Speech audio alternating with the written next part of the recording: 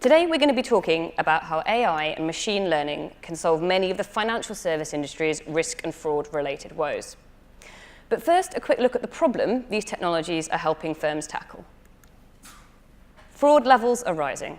Machine learning has long been a factor in fraud management, but older systems, which often rely on rules and reputations lists, are increasingly failing to cope with the growing numbers and sophistication even of fraudsters. To give one example, financial fraud losses across payment cards, remote banking and checks was £755 million in the UK alone in 2016. Oh no, it was 769 million in 2016, up from 755 million. The total number of fraud attacks was 1.8 million.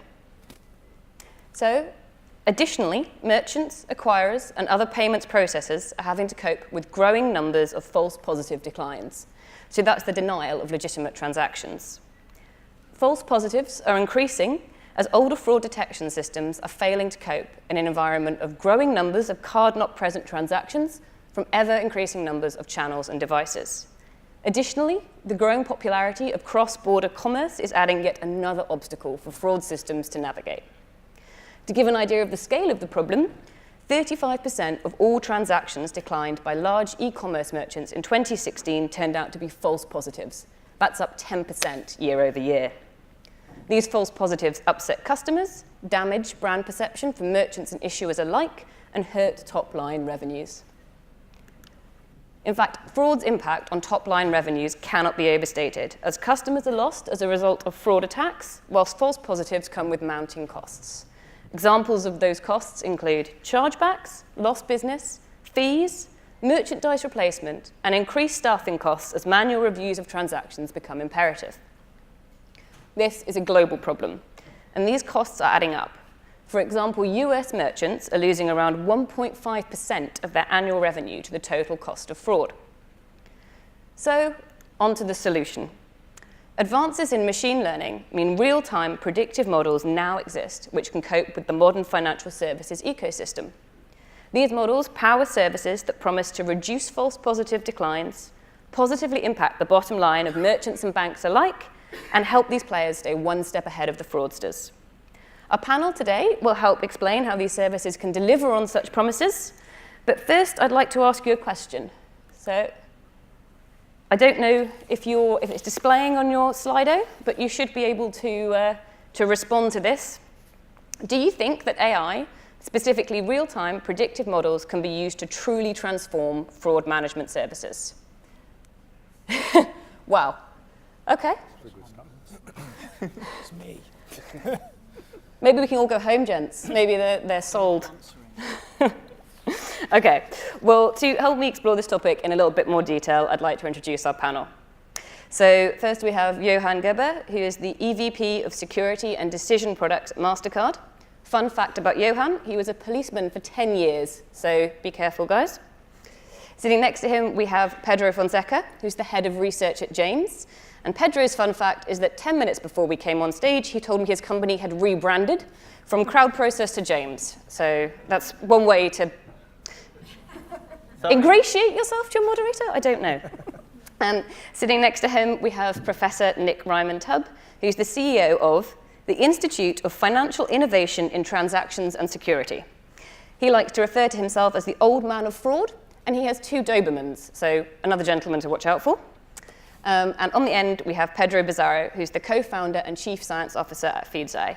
And he was a full-time academic before he turned to entrepreneurship. So, let's get started. I don't know. See, here we go. All right. So we're going to start quite easy, and I would like each of you to give me your definition of machine learning in one sentence.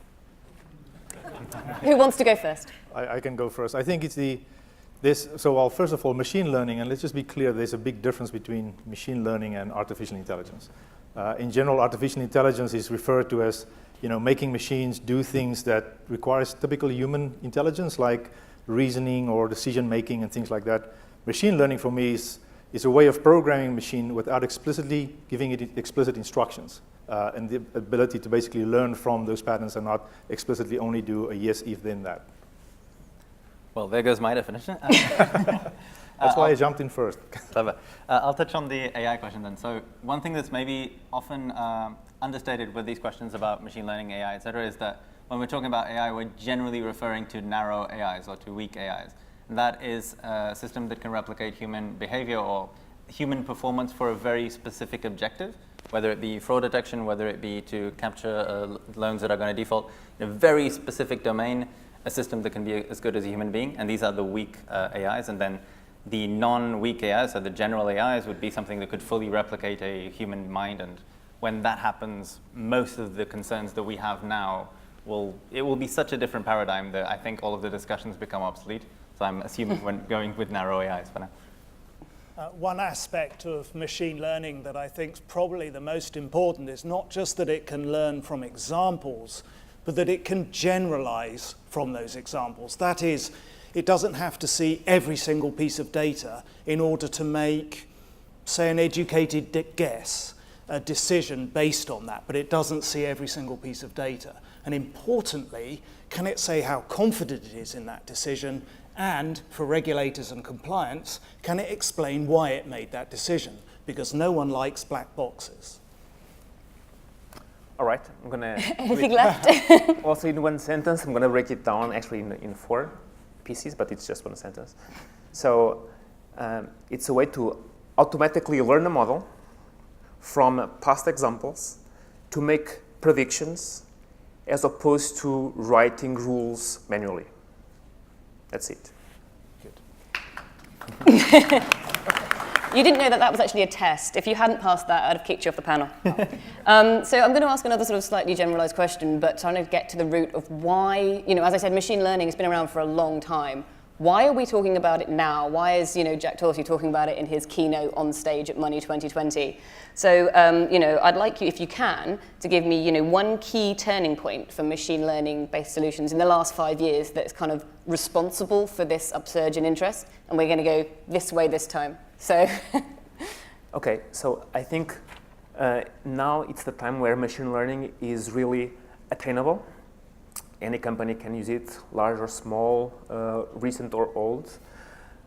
It's explainable, as you were saying. There's white boxes, so you can understand why it's producing what it's producing, and it's controllable. So it's not something that you need to hire a super specific company or just PhD level people. It's controllable to a point where your own people can change the model, tune the model, and deploy the model.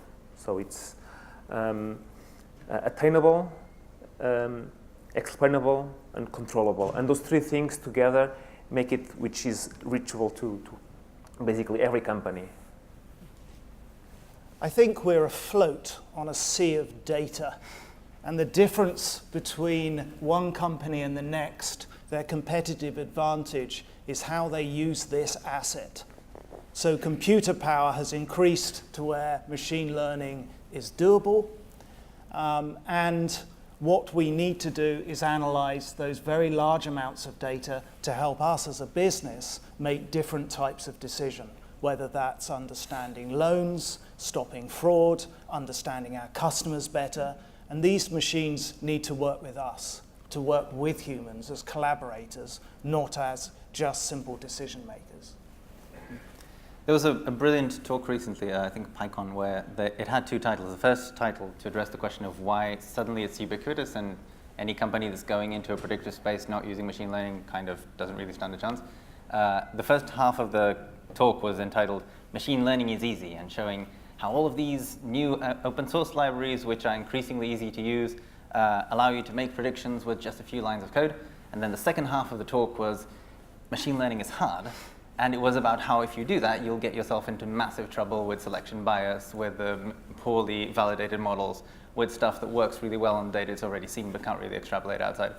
I think that there is a big responsibility on the positive side of the new open source libraries, where suddenly it is, you don't have to replicate everything that's been done by Google to set up one of the best neural networks in the world, because suddenly these guys have decided to go a completely different way of thinking in open source their things. Now, does that mean that every company gets to suddenly use machine learning?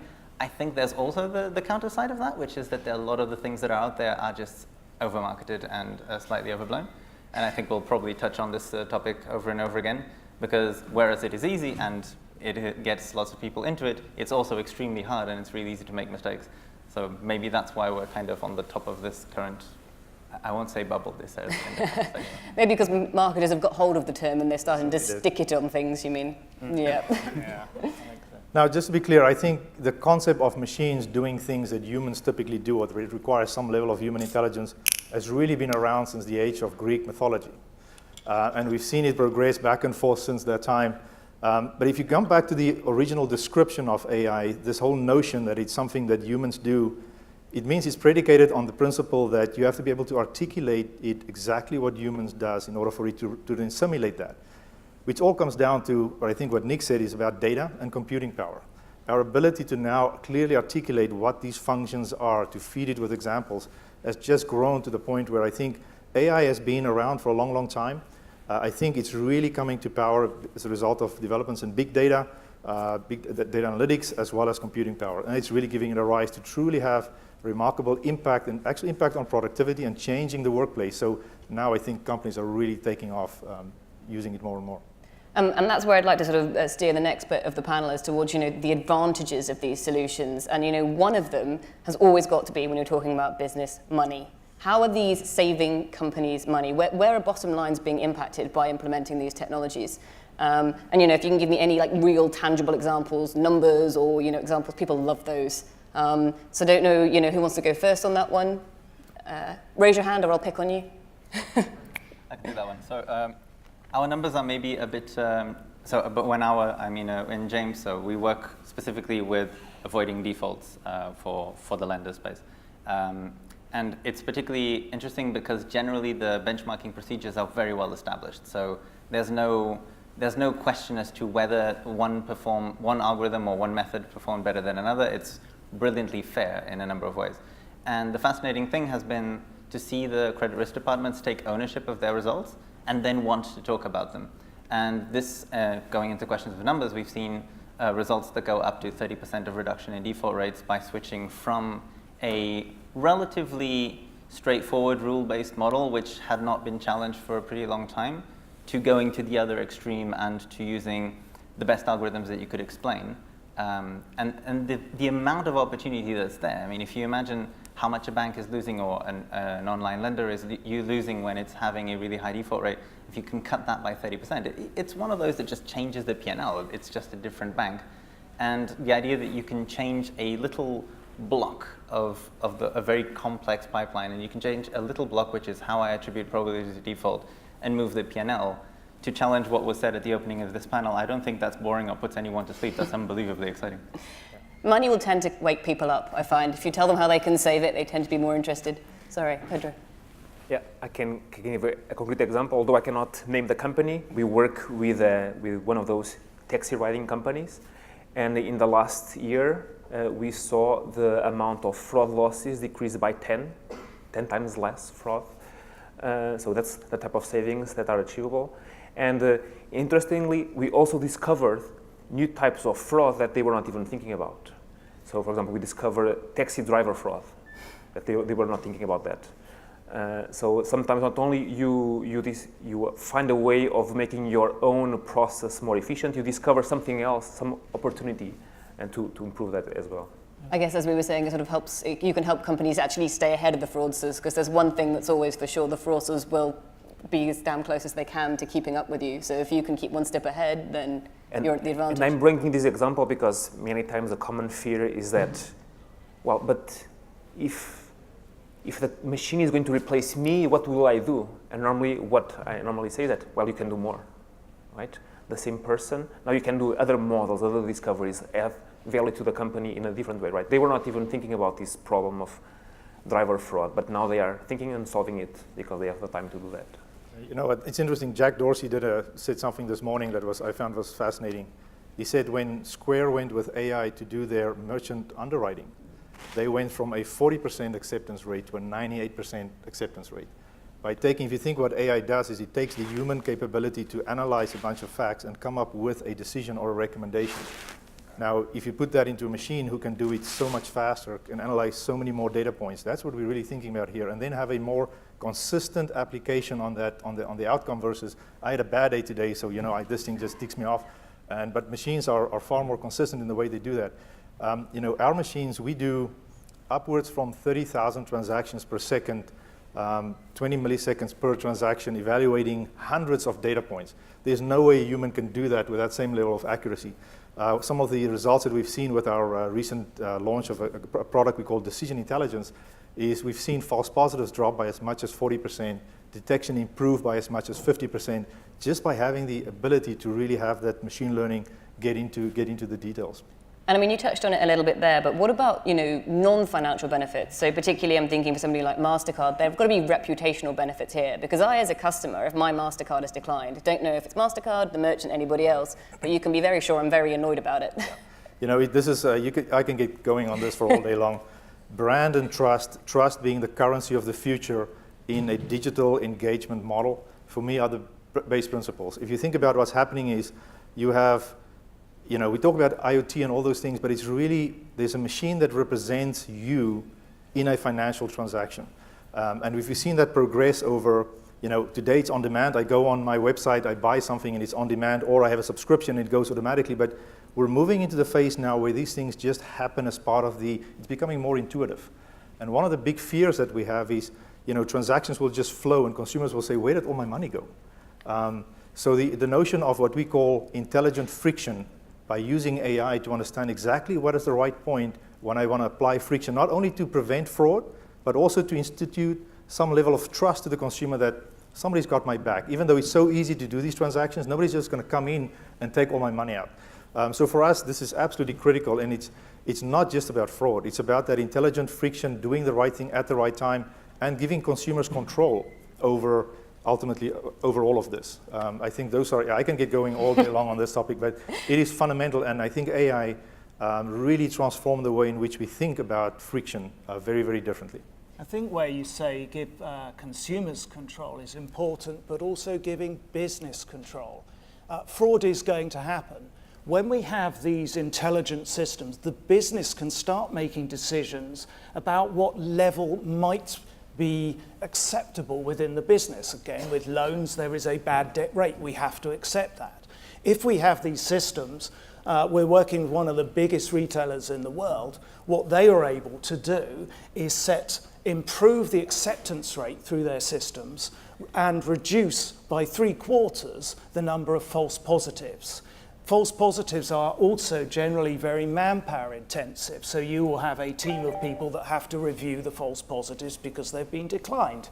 You can set, because the system is now more accurate and, if I can use the word intelligent, you can actually start setting parameters as a business with reasonable confidence as to your acceptance level of fraud versus your acceptance level of false positives, true positives, and so on. So these systems give you greater flexibility inside the business to understand your profits and losses. Oh, sorry, I'll let Pedro at the end go first and then Pedro in the middle. Yes, so you were asking about non-financial losses, for example, and I have a good example here. We work with one of the top 2 sports brands worldwide, and they are very concerned on preventing what they call launch abuse. So they are launching a new type of sneakers, right? And they want the sneakers to be bought by different customers. But they know that many times some smart guy goes there and tries to buy 100 of them. And then they are going to resell them on eBay or some other market, right? And of course, for the company that is selling the shoes online, they are not losing anything because it's not fraud, it's real. It's the owner of the car that is buying the 100 shoes. But it's hurting the brand, right? Because they are not reaching the people with the right price and the right time. So they are also using the same techniques, the same product to do fraud detection, to also do launch abuse detection. And presumably that has a lot of applications maybe across ticket sales as well? If you're ticket looking sales, at... yeah. So it's very common. They also have employee abuse because they have discounted prices and digital ticket abuse, things like that. Well, I normally say that in our space, so with loan underwriting, we have one advantage, which is the people who we're building systems for if you're asking for a loan, you don't want to default. Your guys are trying to commit fraud and you're trying to stop them. With ours, it's a bit more friendly. And it does come into one thing that you touched upon before, which is the questions of explainability. Once you've brought explainability, you gain a brand new thing, which sounds like a side benefit until you figure out how important it is.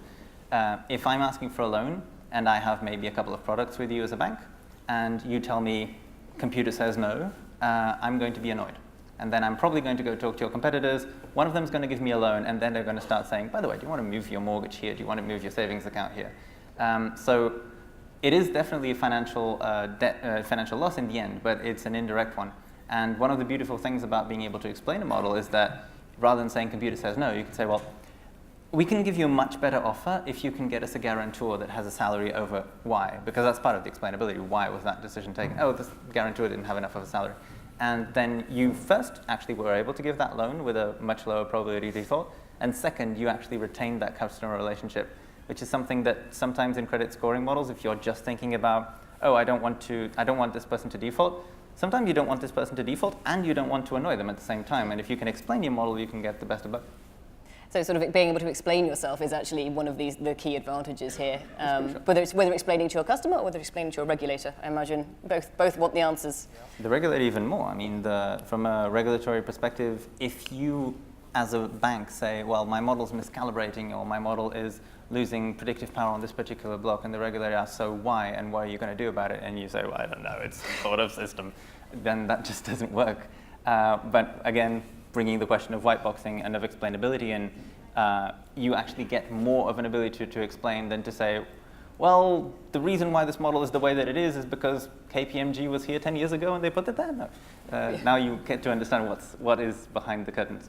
So moving on, I'd actually like to talk about some of the disadvantages of technology. So we've all heard a lot about the advantages, and there are some tangible cases there. What about the downsides to this? So there's a question that's come in from somebody in the audience, a gentleman called Dominic, which says, how long will it take fraudsters to apply machine learning? So what about the other side? What about when they get hold of this technology and they start turning it around on people? They are already applying. It's already happening. Yep. They started a long time ago. Fraudsters are very innovative and creative. So all the new digital abilities that they can have, Bitcoin, distributed computing, anonymization, they will use because they are trying to squeeze the benefit somewhere. And normally they are going to use whatever benefit is there, and artificial intelligence and machine learning is a very big one. The good thing, or the bad thing with fraudsters, is they are not controlled by compliance or regulation. So they don't mind where the data comes from. So if it's a data breach that's published on the dark web, if it's 5 of those, they bring the data together from multiple countries. They are not controlled by any kind of regulation. They're organized crime, so it's not the guy in his bedroom, it's organized crime. The source of those, where that ends up, is often funding rather nasty stuff, including terrorism. And so these organizations have the ability, far more than, say, some of our siloed, because of regulation, banks and financial industry often have to work in a siloed way. Criminals don't have that. They communicate, they talk to each other, they share information, they share data. They talk to each other about what ATM systems are weak. They do talk to insiders, so they will convince someone with a security clearance within organizations. This is tricky stuff. So of course they're using AI and machine learning, and they're using it better than most of you. Yeah, this is why the concept of a silver bullet in fraud, I think anybody who's been in fraud for a while will tell you there is just no such thing. At MasterCard, we've always advocated layers of security. This is no different. And I think the fact that our criminals are becoming so sophisticated is part of the reason why we have to invest in the continued evolution of AI. Because AI is really the only way in which we can really fight back. I don't think we will have a situation where the criminals will really have more data on a specific topic than any one of us. Mm-hmm. But they do have variety. They do go after the places that we do not necessarily think of securing at the right time. So having that comprehensive layer of different mechanisms to fight fraud, you've just said it, 769 million pounds. That's not a business you just walk away from, right? So as we secure up one place, they will find an innovative way. And whether it's cyber, whether it's authentication or identity-related fraud, we will see them try different mechanisms. And I think that's why we'll have to continue to evolve. This will be an arms race for a while. And is there something to be said here for certainly on the larger organizations, but also for those of you who are sort of almost third-party suppliers to financial institutions, that people have to start working together? They have to stop saying this is my data and that's your data, and or even, you know, we were talking about GDPR earlier, about, okay, guys, we got breached and this is how it happened. Make sure it doesn't happen to you. Do you think we need to see a lot more data sharing coming, I mean, between financial organizations and players on that side? This is the most important thing for us as an industry to get together on. You know, the retailers have probably some of the most richest data around identifying whether something is genuine or kind of, we're not sure. Issuers have a different view, the ability for them to get together. But today we have so many folks just in the silos, exactly like you said. I think it's really, really time for us as an industry to put together. I think what Europe is doing with PSD2, with strong authentication, linking merchants and issuers in their decision-making progress, applying AI in what we call risk-based authentication or risk-based decisioning, I think is going to become absolutely critical for us to start sharing. Because if I say, Mr. Issuer, you need to take the decision on this transaction and you take liability, but I'm not willing to give them the data with it, then I'm probably going to expect a worse outcome than I really want. So it's definitely in the interest of the industry to think very differently about that. I think there were some other comments at that end as well. I was thinking that one reason why it's so difficult for companies to share is that they know there's lots of value in the data, right? And they don't want to share that value. If you're a merchant, you know a lot about your consumers, you know what type of mobile devices they use, what time of the day they shop, what products they prefer. And that information, maybe it's valuable for the bank, that normally they don't have that information, at least not so much. We cannot ignore that by sharing, you're also giving away a little bit of the data, but maybe by sharing, you're protecting more. It's a little bit like the vaccines, right? There's a common good that you need to enforce there. Fraud shouldn't be seen as a competitive thing between organizations. So while data is clearly confidential, the telecoms industry long ago learned that sharing their roaming data, which had some of their best customers, was actually the only way to do it. And right now, we could set that up with the audience here. All we have to do is make a decision. Acquirers, issuers, card schemes, processors, we need vendors, we need AI experts. Couldn't we just do it right now with this audience, rather than keep asking, when are we going to do it, what's going to happen? There is enough people at Money20 to cause some change, to cause this to happen. But I've been at, I have to say, many conferences over many years. I'm the old man of fraud, so sorry about that. And I get the same sort of questions. And what can we do? How can we do it? My main answer is do something. Get together and do something. I think it's, so it sounds like, if you have ideas on this or you want to get involved, go and see Nick afterwards and he'll organise the revolution. Or the resistance, depending on which side you are. So this is another question that's coming from the audience, but fits quite closely to what we've been talking about. And I think there's a particular one for you, Pedro, that someone has to build an algorithm. How do we ensure that those biases don't get built in that will inevitably create exclusion? And particularly when you're talking about, if a payment's decline, it's annoying, but if it's somebody's credit rating, that's super important that you get that right. So how do you ensure that doesn't happen? That's actually a brilliant question, and it's one of the topics that we've been researching a lot on and working with, specifically with the US regulator, because they have a brilliantly modern approach to it. They actually have a GitHub page where they have software about how to evaluate whether you're discriminating or not. It's kind of a tricky question. Now, to give a bit of context as to why this is important, if you are born in the United States and you want to have an education, then you need to have access to credit. That's kind of, unless your parents are rich. If you happen to come from a neighborhood where the credit scoring is lower, and then this brings to the question, should neighborhoods be allowed? Should this data source be allowed? Should that one be allowed? Then you are inherently already behind everyone else on your credit score, which means that you would then be perpetuating that the next generation would be even poorer, would have an even lower credit score, whereas those who had a high credit score keep that. So it keeps separating. The flip side of that is that if you just want to simply maximize on profit, then sure, you will just go and target the people with the highest credit score and you will discriminate against everyone else, whether you are doing it intentionally or just looking at a FICO score and going from there. What the US regulator is trying to do, and in particular what a lot of research from Google has been exploring, is the question of non-illegally discriminating AI, meaning AI that does not discriminate against gender, against age, against a number of things. And this is a much harder problem than getting your accuracy score as high as possible, which is one of the reasons why we're quite, if I may say so myself, relatively alone in this space of highly compliant credit scoring because of addressing these problems. If you do not, you will end up with a dystopia where essentially you have to consider who you're friends with on Facebook because it might lower your credit score, so you're only friends with rich people on Facebook and then keep everyone else on WhatsApp, at least while it's encrypted. And I don't think anyone wants that.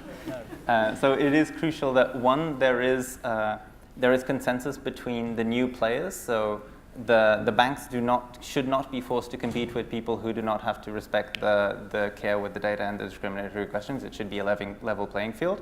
And with a level playing field, credit is actually something that can lift all boats. Without a level playing field, it is something that we need to be much, much more careful about. So this begs the question that true AI, if you start truly with next generation AI, which doesn't have the bias, it doesn't have a moral compass to say you should not be discriminating based on neighborhood or something like that. How do we prevent true AI at the time from actually staying on course? Because it will naturally it'll just find to optimize its outcome. You need to define the objective function as restricted on a number of parameters that you set.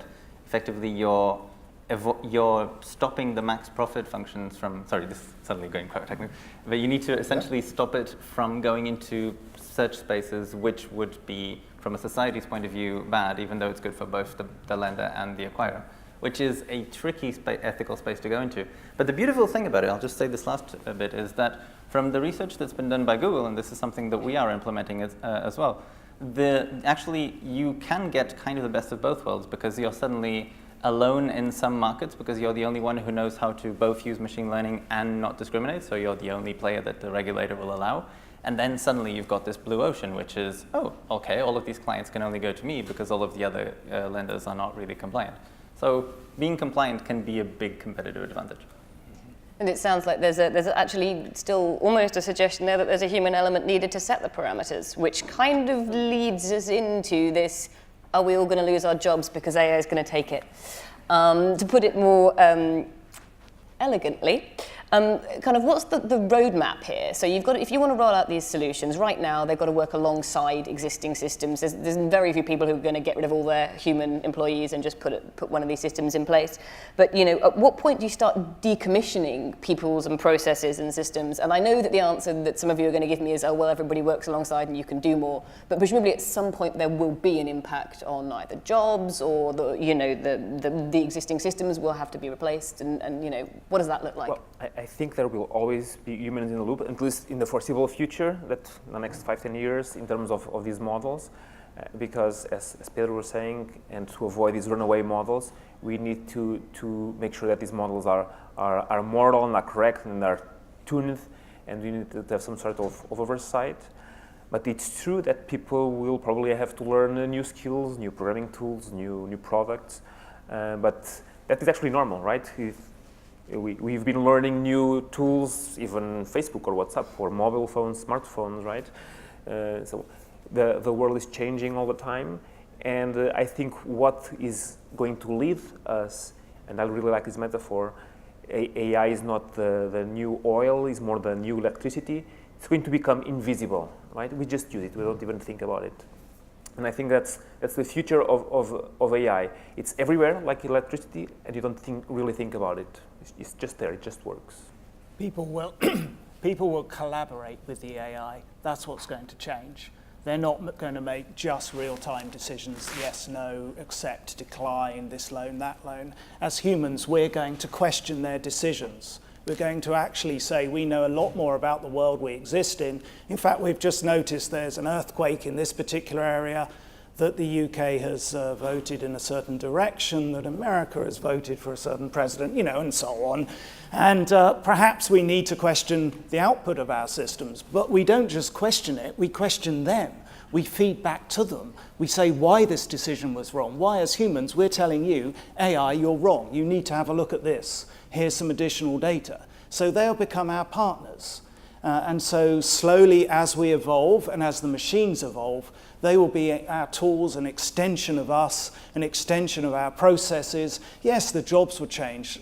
Much as some of you may remember in the 70s when computers and mainframes came in, we were told about everyone losing their jobs and the paperless office, but actually there's far more people employed in our IT than ever, and in fact we probably use far more forests and paper than ever. So what happens is these systems evolve, and these ones are going to be particularly clever. They're going to work with us. They're going to question us. Why can't the AI question us to say, here are some decisions? I've noticed some evolving fraud patterns. Are these fraud or are they merely changes because you've launched a new gold card? I don't know if they're fraud, but it's unusual. They're grouping together. Can I ask you?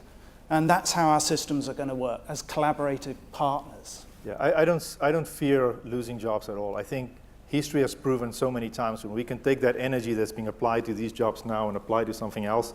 You know, it's almost, we don't know what we don't know yet. So to say now that people will not come up with next thing or the new jobs, I think that's a bit arrogant for us to say we figured it all out and we know where our evolution has stopped. So I don't fear at all. I think this is what fuels us as a species to think about new things. You know, as humans, we have this unquenchable thirst of new innovation and more.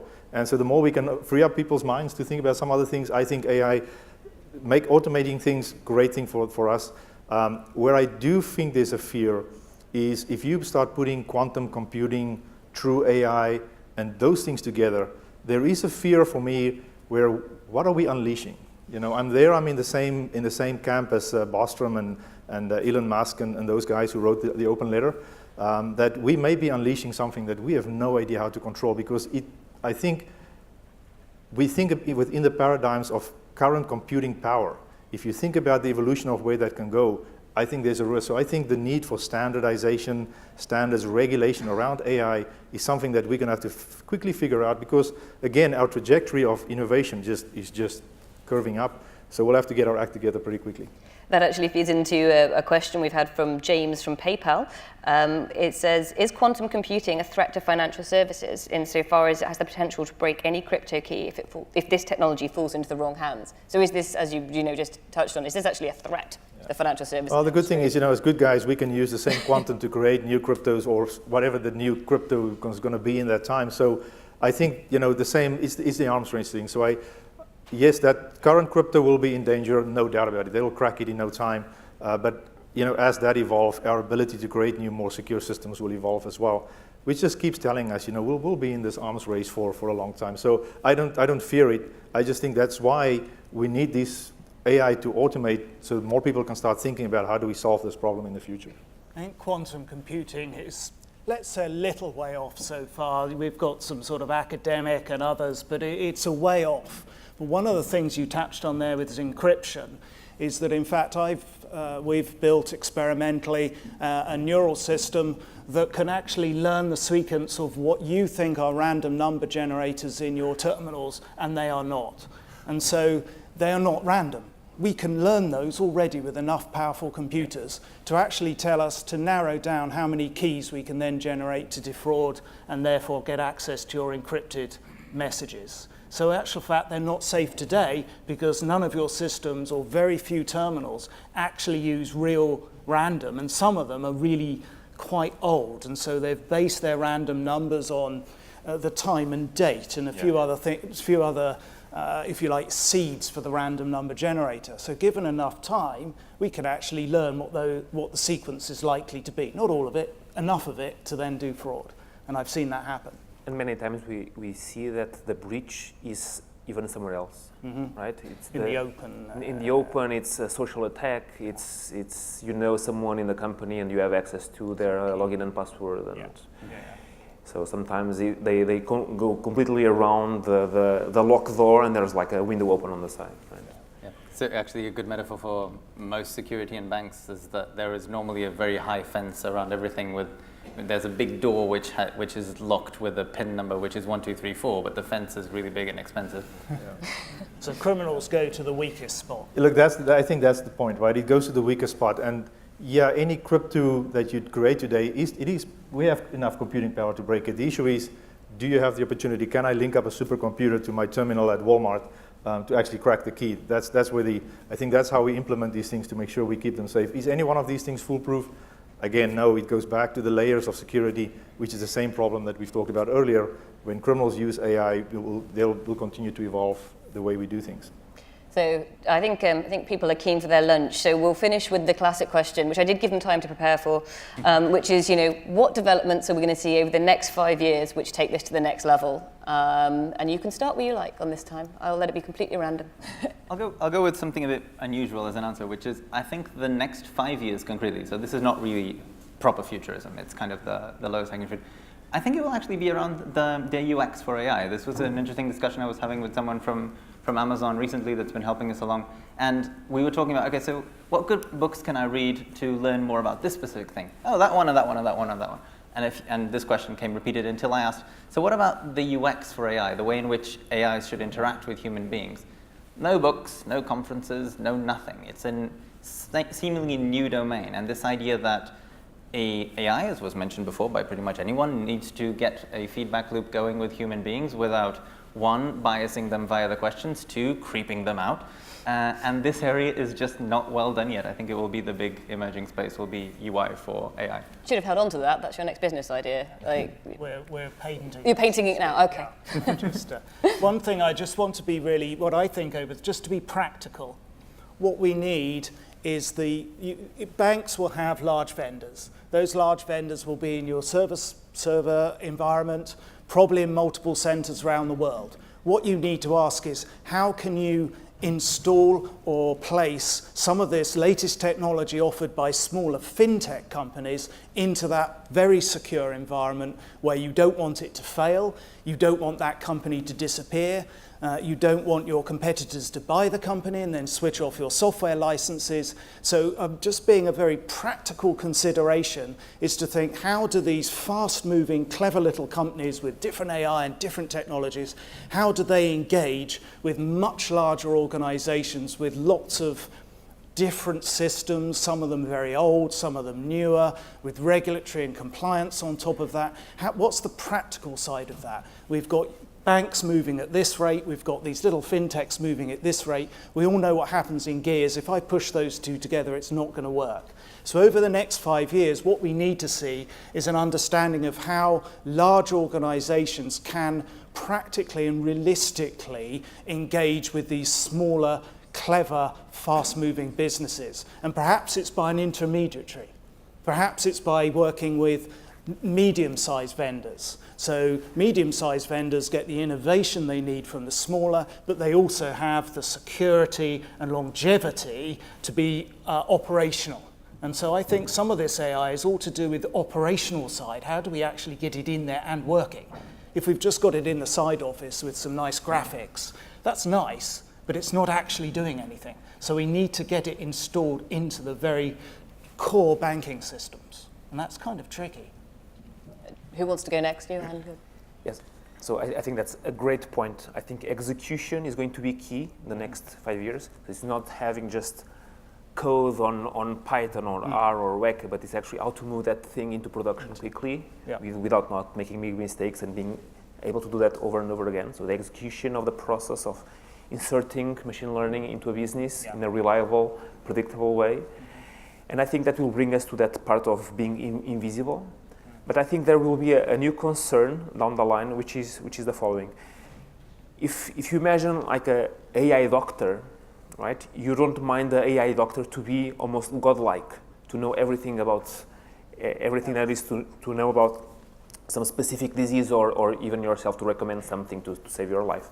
But say if you're going down the supermarket aisle, you don't want a godlike AI that is manipulating prices on demand for you and inserting smell of bread and music because they know that between the agent so-and-so, and if you smell bread in the morning, you're going to buy that stuff. And the supermarket's already doing that, but with AI, it's going to be even more powerful. And I think we have to adjust the powers of AI to the right task. Here, I accept godlike knowledge. Here, it must be a little bit more fair. Yeah, so I'll go very quickly. I think there's going to be two big areas where I will see big transformational change in AI for us in the future. One is going to be collaborative AI. Again, to go back to the issue of data sharing, how do I get the different AIs in different parts of the or different parts of the ecosystem to start collaborating and create an overarching layer of AI that can actually interpret these outputs and just get much smarter decisions at a higher level. I see that evolving because of the need that we have to share information in real time much faster and just get much better decisions done. And the second part is really to get to intuitive AI, where it's really part of the experience. Kind of like what you explained as you walk down the aisle. You know, today AI works very much on demand. I need a decision, so I get the decision that's optimal. But it's gonna start to evolve more like it can start intuitively anticipate what it is that needs to come next. And I think that's where I will see a lot of application in the fraud area, are those two areas specifically. So lots more to come. So thank you so much, guys, for your insights. I'm going to run my poll again, if I can. I don't know. There's a gentleman at the back who's helping me with this, and see if we've changed anybody's minds. I say that, but I think pretty much everybody was on board. There was 5%. Was there 5%? I don't know if we can see this. We might have done worse. Yeah, that's true. Oh yeah, no, okay. Oh, 100% now. Yeah, we've done it. We've succeeded. Okay. Thank you so much, guys, and thank you for coming. Oh. You're changing. Oh, no, we have to stay now. You can't go for lunch. Yeah, you're doing that to Voting again. 14, 16. Oh. I get this from students, actually. Oh. Changes their. Oh. Well, we can sit and watch this all day, or you guys can go and have your lunch. Thank you so much for coming. Thank you so much for joining us.